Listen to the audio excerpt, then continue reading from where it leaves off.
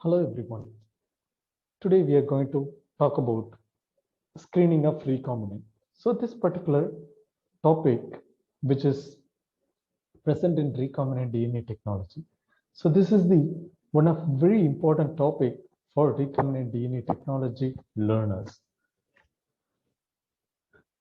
And here we have a screening of recombinant clones. So first thing is selection. So before going into selection, so why we need to do screening? So when we started to do any recombinant molecules, so that molecule will be expressed in host cells. So this expressed host cells proteins are the any molecules has to be identified. Then only we can confirm our recombinant proteins are the molecule has been expressed successfully in host cells. So in that case, so expressed molecule has to be identified. So those identifications can be carried out by different methods. So here we have the first selection procedure, and this procedure which tell us how the introduction of any foreign material into the vector system and how this vector system is going to be transformed into the host cells and how the host cells which is reacting towards that vector molecules or the recombinant DNA molecules.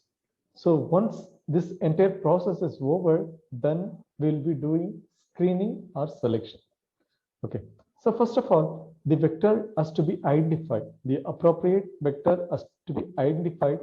So the vectors can be from prokaryotes or a shuttle vector, or maybe some kind of viral vectors, or maybe some kind of back, that is the artificial chromosomes vectors like back, yak, and hack.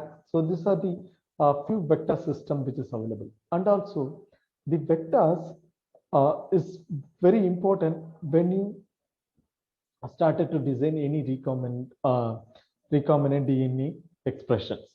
So if you see the vector size, that is the accommodation size, that also is very important for any recombinant expressions or any expression studies.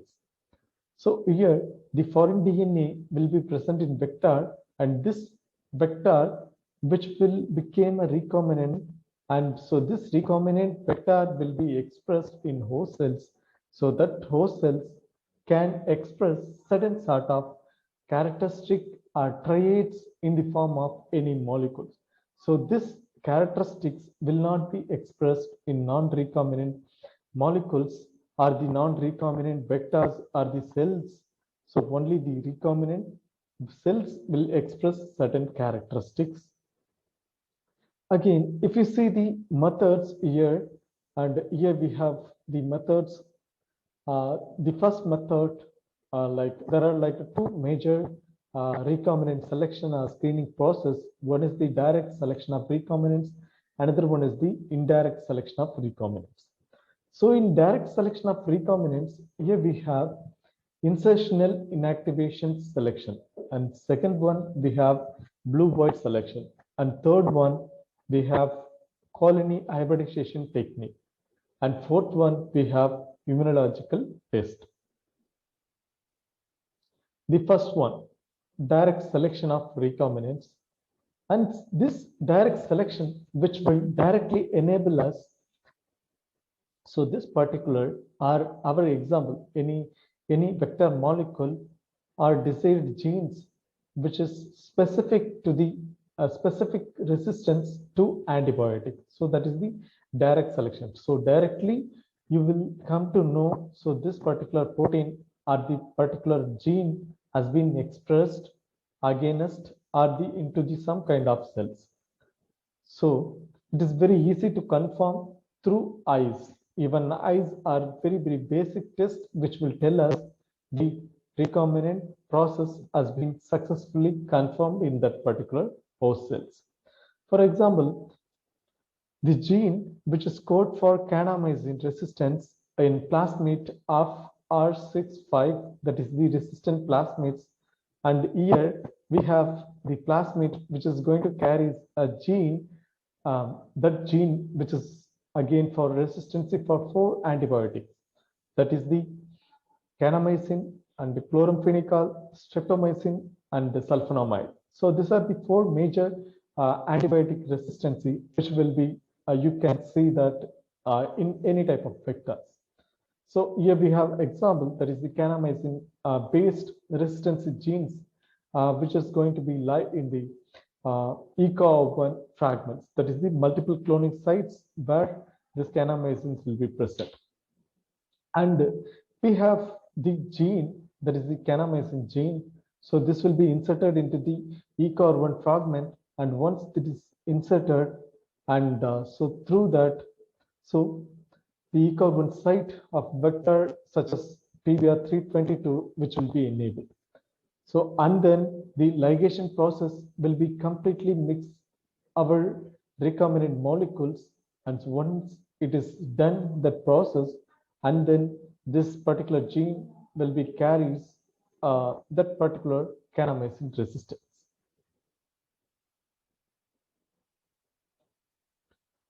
And in multiple cloning sites, so I have inserted certain sort of gene. So this gene will try to compromise the kanamycin coding specific genes in vector system. So this, which will leads to the insertional inactivation. Again, the insertional inactivations cannot be used to select recombinants when the ECOR1 site for PBR322. And also, so this is because of that particular site does not lie in either ampicillin or tetracycline resistance of this plasmids. So in that case, you can't judge that particular site which is available for that PBR322. And we have immaterial, that is the kanamycin resistant gene.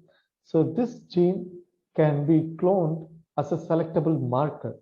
So this selectable marker, so earlier classes or the earlier introduction sections, we have talked about the selectable markers, even report our genes. Yes, slightly, I have given some sort of introduction to that. So since then, and this selectable marker and reporter genes are very important for any recombinant DNA transformants. And if you see the transformants after placing into that particular kanamycin plates, that is the agar plates, that only cells which can be able to grow or the survive will be produced in that particular plates. The rest of that will be started to die and it will not properly develop. So the kanamycin resistant gene which is having cells will be growing, and rest of the genes will be suppressed completely. So you can easily judge only the kanamycin genes as expressed. So through these experiments, you can confirm. So these are some changes will be happening as a characteristic wise. And so through that, you can tell us the recombinant molecule which is present in the host cells. And here we have particular plasmids, that is the R65, and this R65 which contains ECOR1 sites. So this was, we were talking about earlier slides. And so this ECOR1 sites which has nearby that we have kanamycin resistancy gene. So once I try to introduce this ECOR1, then we'll be getting different fragments of plasmid R6. So this plasmids again try to ligate it. Okay. So this will be ligated with the PBR322, and PBR322, which have the ligations, gives us 13 different recombinant DNA molecules. So here you can see that the 13 different, and here they have listed only few, and rest of them are present still. It is available, and only the recombinant process which has happened in that particular cell will be transformed into the E. coli cells, and this E. coli cells will start to grow. And here you can able to see that the medium, that is the agar medium, which contains kanamycins. So which is the concentration about 50 microgram per ml. So in this concentration, the recombinant molecules alone can able to grow continuously. The rest of the non-recombinant are the cells which lack the kanamycin gene will not be grown in that particular plate, agar plate. So this is the second one, insertional inactivation. So in insertional inactivations, we have a particular gene which will be actively expressing in any kind of vector. Okay. So in that case, so if you disturb the function of, or if you disturb the place which is lies in the vector, so in that case, that gene will not be there, and your functions or the characteristic expression will not be there. Okay. So this is the kind of some kind of insertion, and through that the inactivation will be happening. So this help us to select our recombinant molecule from the non-recombinant molecule. So this is very useful screening method in many RDNA technology experiments. So it can be plant-based or animal-based or microbial cells-based experiments also using this sort of technique. And here, so this picture which clearly indicates the insertional inactivation, how the process which is happening. For example, the selection of recombinants, which is the non-recombinants, cannot be grown on ampicillin or tetracycline medium, whereas recombinant molecule can be only grown on ampicillin or tetracycline containing medium. Whereas there are some other cells which will be transformed and still it is a non-recombinant. That is the unaltered vector can grow in both ampicillin and tetracycline containing medium. So there is another category in transformed with recombinant vector which carries a specific gene of interest. So this will grow only in ampicillin medium, cannot be grown in the tetracycline medium. Due to the insertional inactivation, this recombinant colonies can be easily selected from the master plate.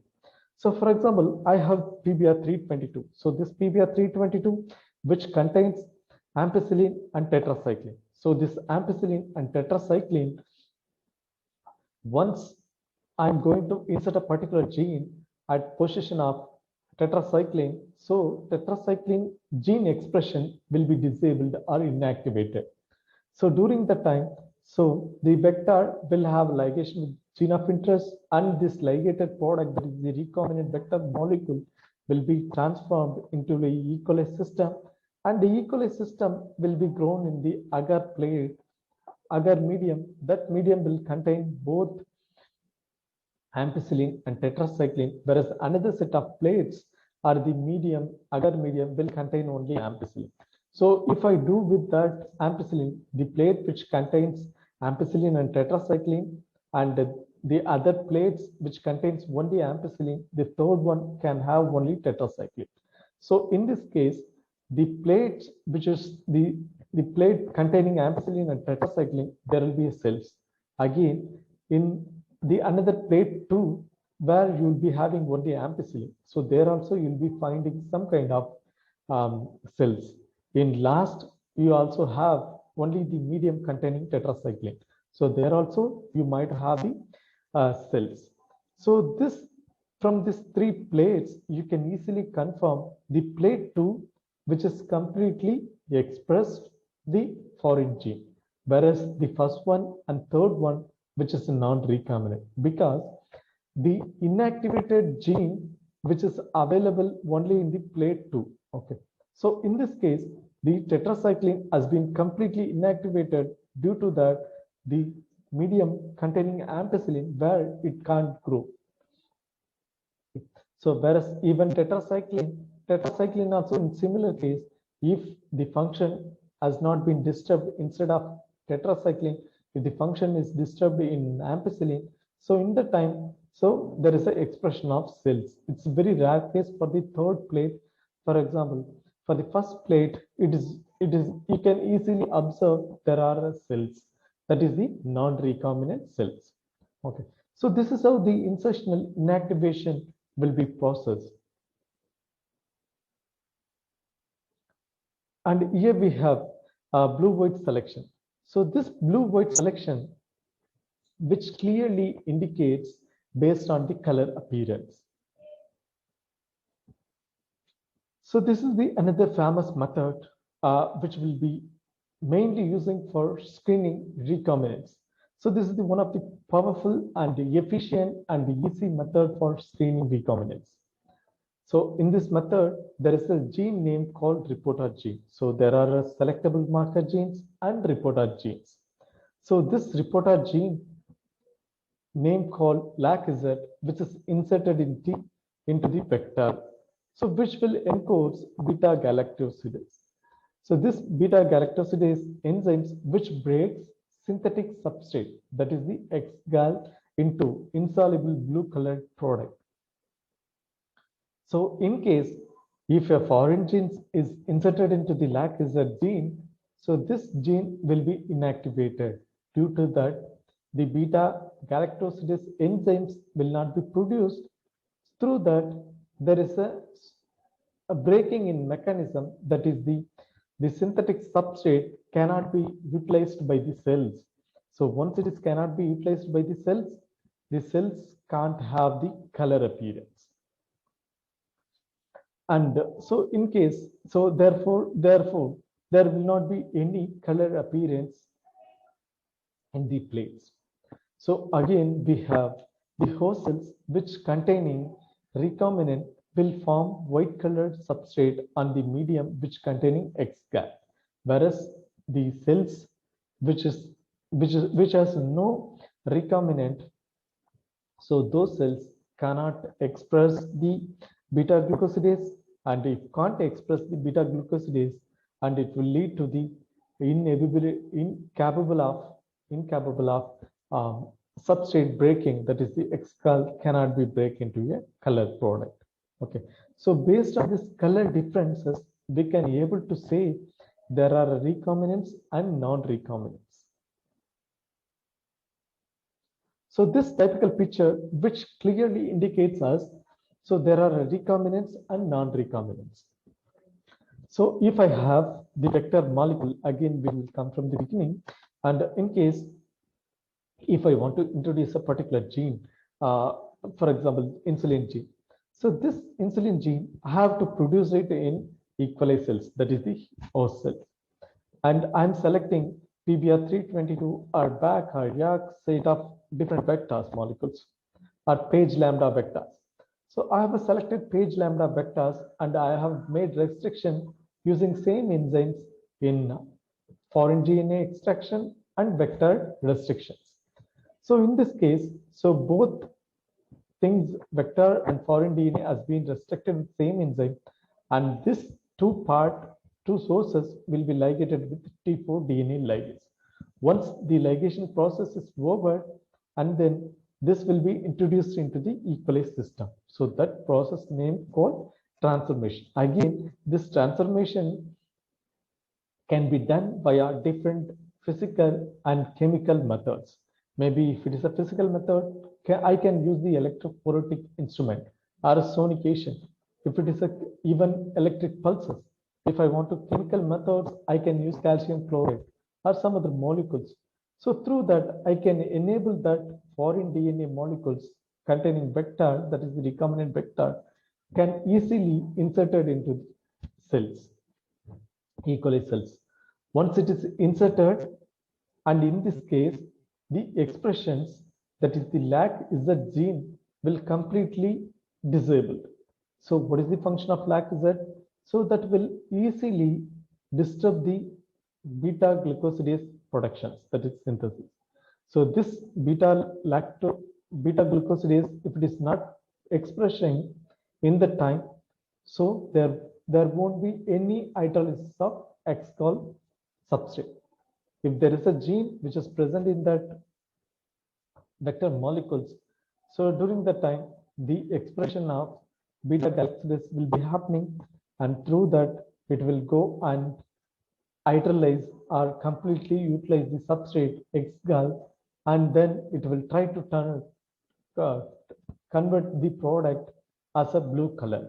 So through that, we can easily confirm the white colored cells which are basically recombinant and blue color cells which are basically non-recombinant. So non-recombinant which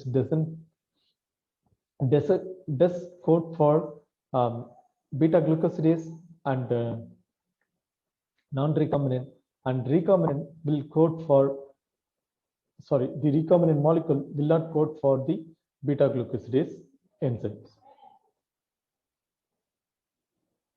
And here we have colony hybridization method.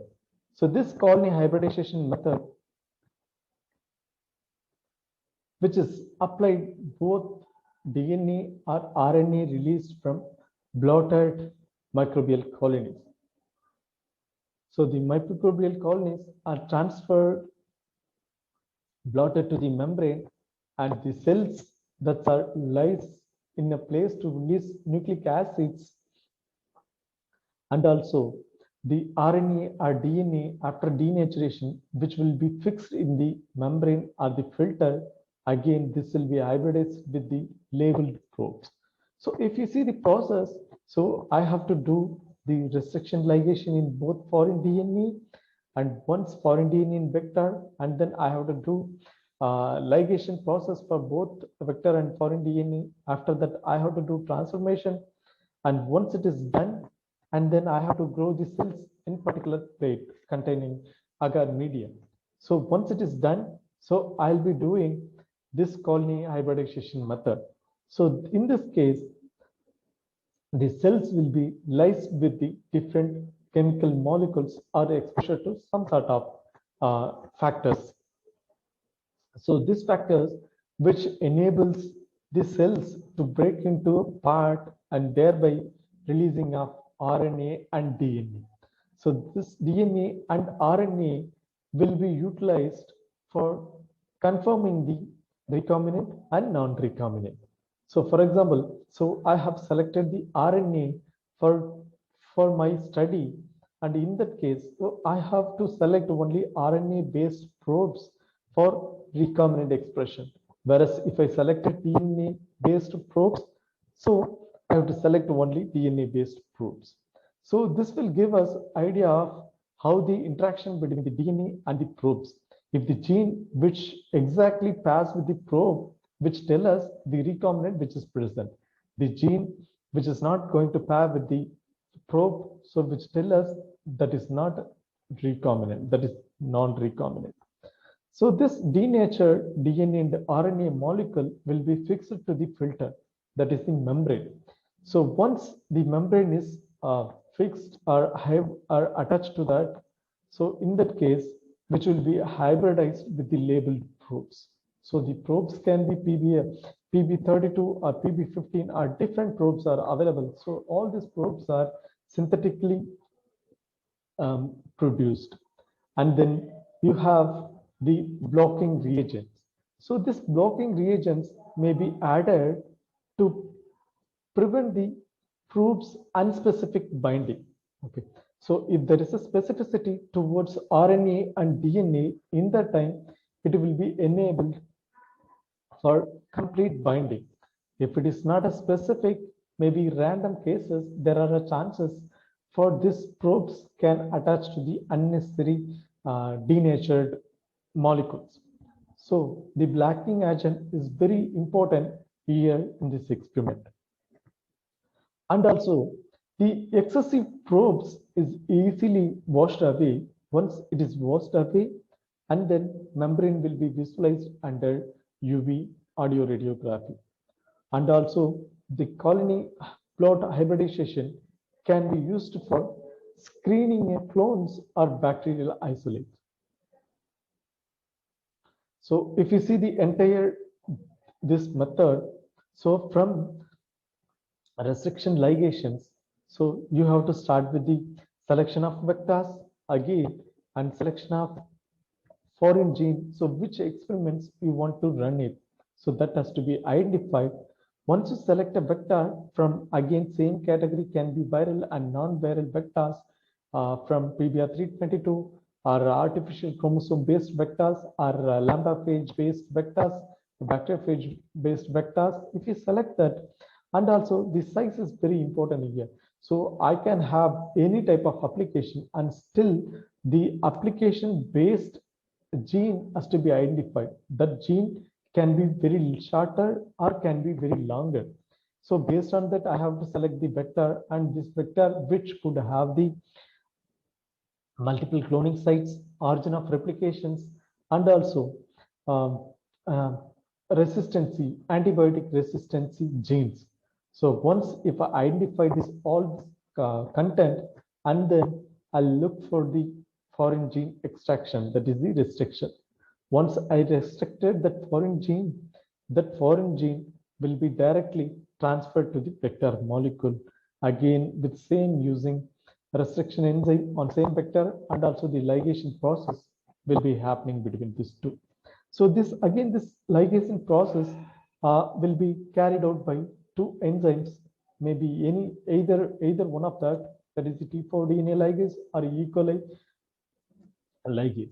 So this will confirm us from sticky end or blended nature of ligations, and most probably, preferably, the sticky end nature of ligation will be preferred, because so there will be hydroxyl group and phosphate group. So in this case, the hydroxyl group and phosphate group has to be properly arranged to make phosphodiester bond between the foreign DNA and the vector molecules.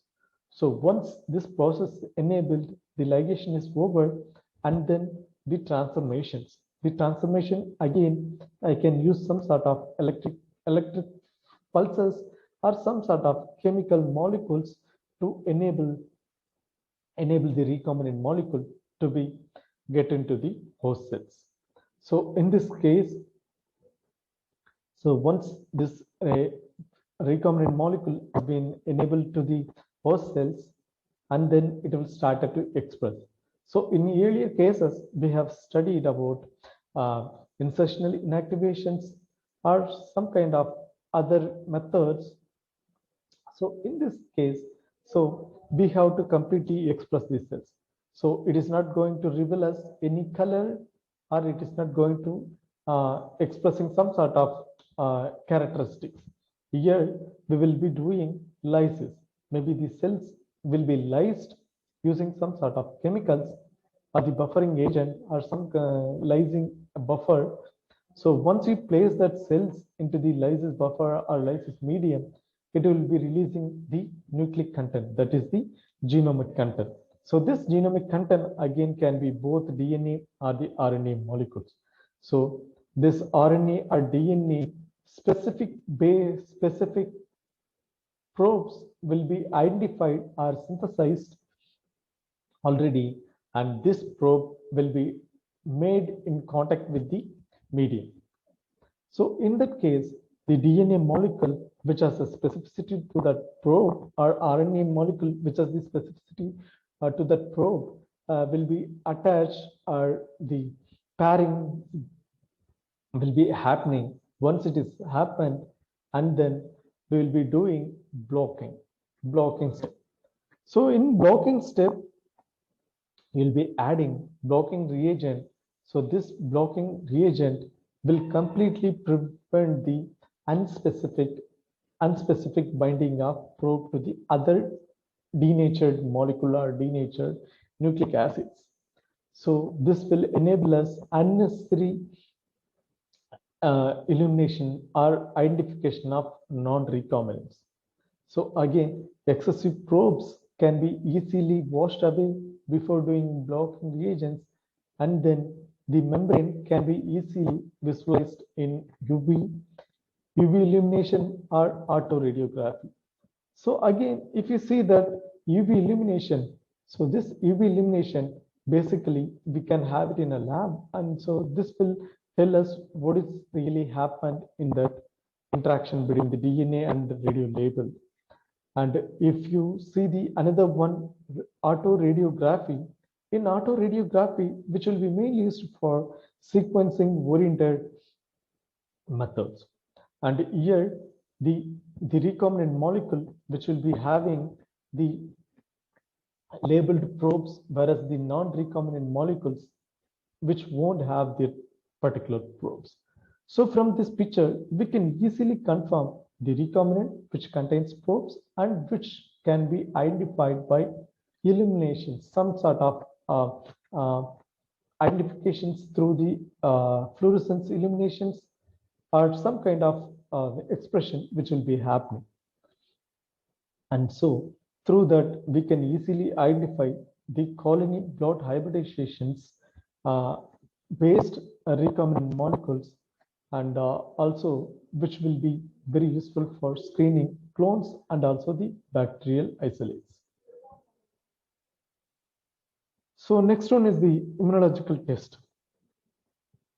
So here we have, instead of having radio labeling to the DNA molecules, so here the immunological test will be utilizing the antibodies. So these antibodies which will use to identify the colonies developed that synthesize the antigen and encoded by a foreign DNA present in the plasmids of bacterial clones. So for example, if I want to insert a particular gene, and also there is a insertion of additional genes, or the vector itself, they have a particular genes. So these genes will be acting as the antigens. So these antigens will be going to compromise with the antibodies, or which is identified by the antibodies. Okay. So in this case, the replica plating, which is very important here, and lysis of cells using chloroform vapor at a high temperature. So that step will be processed here, and then making gentle contact with solid support, that is cellulose film paper or the membrane, that will be happening. And then we'll be doing detection of antigen antibody based complex, and through that the cellulose membrane filter will be radio labeled with second antibody. And so this secondary antibodies which do not react, the secondary antibodies which do not react will be washed up easily, and thereby we will be determining the antigen antibody complex through X-ray. So if you see the overall process, so from initial steps, like whatever we have done it so far, the deamining methods, so similar way, we have to do all this restriction in both vector and the foreign DNA and ligation process. And once the ligation process is over, and which will be expressed in the host cells. So this host cells usually which will be expressing the foreign material, and still we have to confirm whether that cells which is capable of having recombinant proteins or the molecule or not. So this will be identified in next step in this immunological test, that is the replica plating method. So similarly in last cases also, last method also, which uses the cell lysis. So the cell lysis can be performed by chloroform vapor or high temperature. So this chloroform vapor and the high temperature, which initially started to denature the cells. Once it is denature the cells, and then the denatured cells, it is going to be contact with the cellulose based membrane filter. So once it is made a contact, and then we'll be adding antigen. So this antigen will be attached to the DNA molecule, and again we'll be doing washing up of the unnecessary antibodies or primary antibodies. Again you'll be doing secondary antibody additions, and the secondary antibody additions will be paired with radio labeled, and then remaining primary and secondary antibodies will be washed away. And finally this entire process will make the antigen antibody complex. At last it will be visualized by X-ray crystallography. So thank you all, thank you for listening.